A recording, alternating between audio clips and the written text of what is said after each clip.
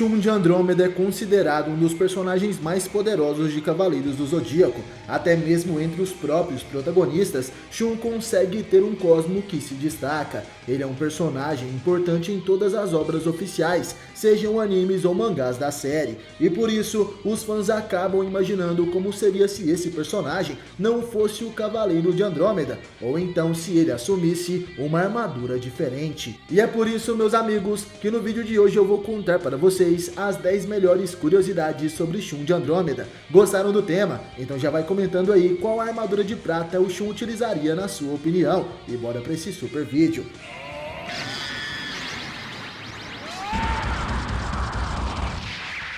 Sempre quis saber! Olá, Cavaleiros e Amazonas, bem-vindos ao canal Sempre Quis Saber. Eu sou o Wesley e no vídeo de hoje vou contar para vocês 10 curiosidades sobre Shun de Andrômeda. Vamos falar sobre sua armadura de ouro, de prata e também suas participações nas sagas oficiais de Cavaleiros do Zodíaco. E para comemorar esse momento, vamos bater a meta de 1000 gostei nesse vídeo. Mostrem para o YouTube a força de nosso cosmo.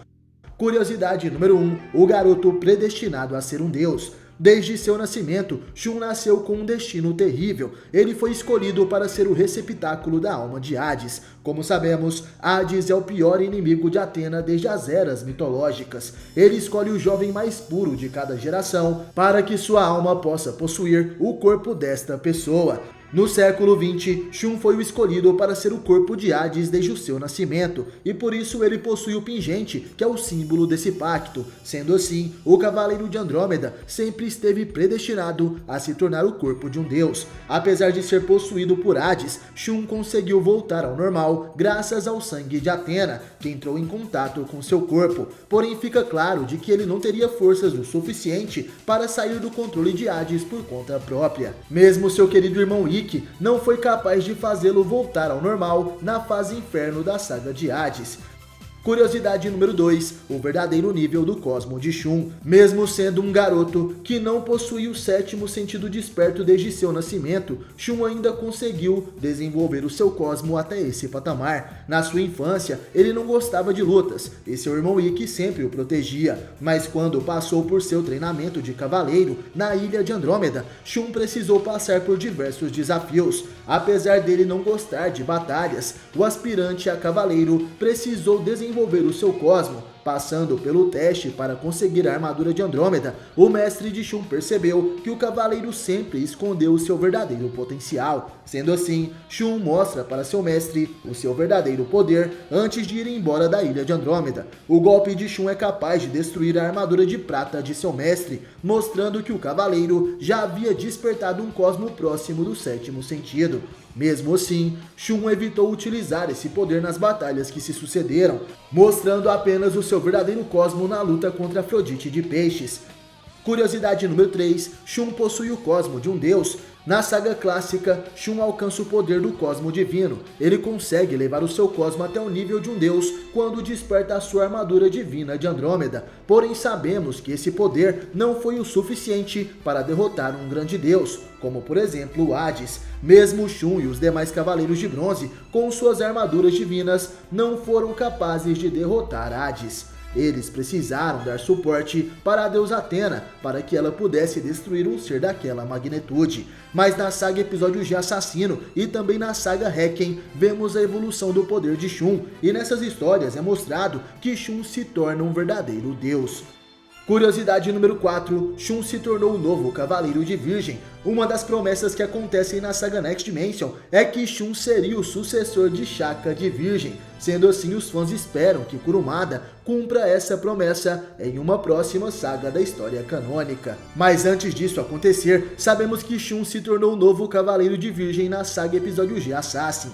Essa é uma saga oficial criada por Megumi Okada e com supervisão de Masami Kurumada. Essa história foi publicada oficialmente no Japão e nela vemos que Shun, além de ter se formado como médico, agora seria o novo Cavaleiro de Virgem. Seu poder nessa história é tão absurdo que ele consegue materializar correntes douradas de Cosmo para utilizar suas antigas habilidades. Além de utilizar as habilidades dos Cavaleiros de Virgem, Shun também consegue utilizar as habilidades da constelação de Andrômeda em um nível muito superior. Por exemplo, ele consegue utilizar a defesa circular em volta de todo o planeta, protegendo o planeta dos ataques dos Cavaleiros de Ouro do Caos, que vieram de outra dimensão e tentavam invadir a Terra.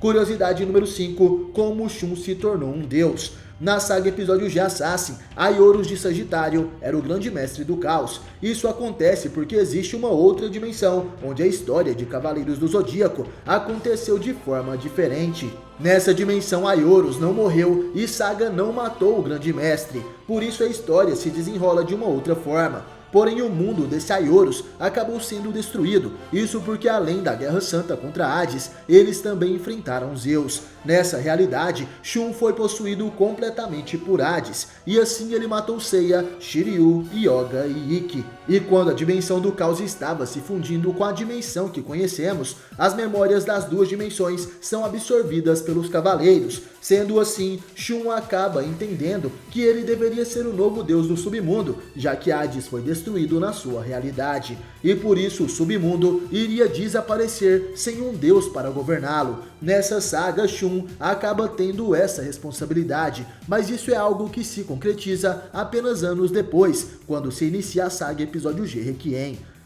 Curiosidade número 6, Shun se tornou um vilão? E a resposta para essa pergunta é não. Meus amigos, na saga Episódio G Requiem, Shun se torna o guardião do submundo. Na verdade, seu trono se encontra no Tártaro, sendo essa a prisão dos deuses, que fica em um lugar obscuro do submundo de Hades. O antigo cavaleiro de Atena tem a missão de proteger o corpo de Seiya de Sagitário, que após enfrentar o Ciclope Arges, acaba se tornando o farol de esperança da humanidade. A espada de Hades ainda continua cravada no corpo de Seiya, isso porque nessa história, essa espada evita que Seiya morra completamente. Se Seiya morrer, ele não poderia mais reencarnar, e assim a esperança dos cavaleiros derrotarem os deuses primordiais acabaria por completo. Por isso Shun aguarda com Seiya no Tártaro o momento certo em que ele poderá retornar junto de seu amigo para poderem lutar na batalha final.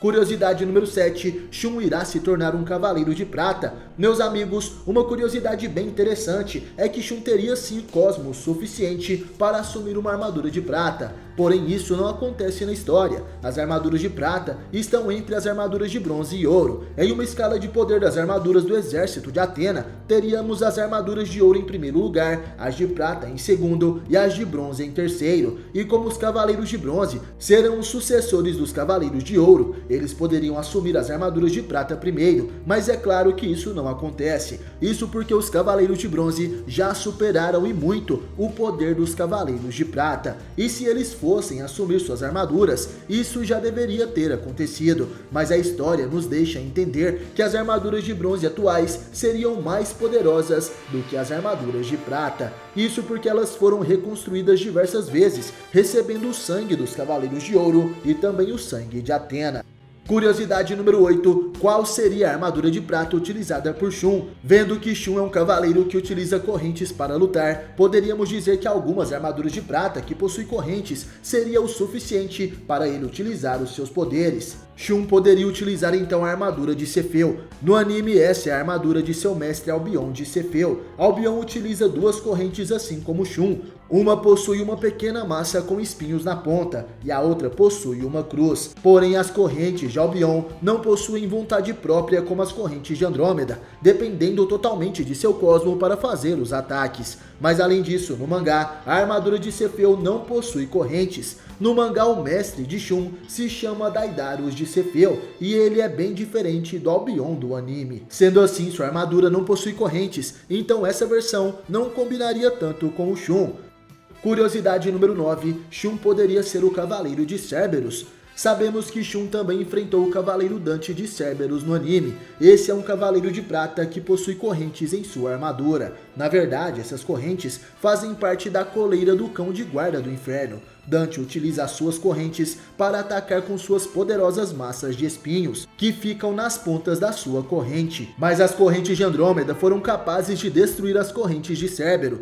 Isso porque a Cosma Energia de Shun era muito mais poderosa, sendo capaz de derrotar Dante no anime. E outra questão é que as correntes da armadura de bronze, apesar de serem poderosas, elas limitam um pouco o poder de Shun. Isso porque o golpe mais poderoso do Cavaleiro de Andrômeda não está em suas correntes, mas sim em seus punhos. Sendo assim, a Tempestade Nebulosa, que é o ataque mais forte do Shun, não precisa das correntes para ser disparado. E por isso eu gostaria de saber a sua opinião. Qual armadura de prata combinaria mais com o Cavaleiro de Andrômeda? Comente aí para eu saber.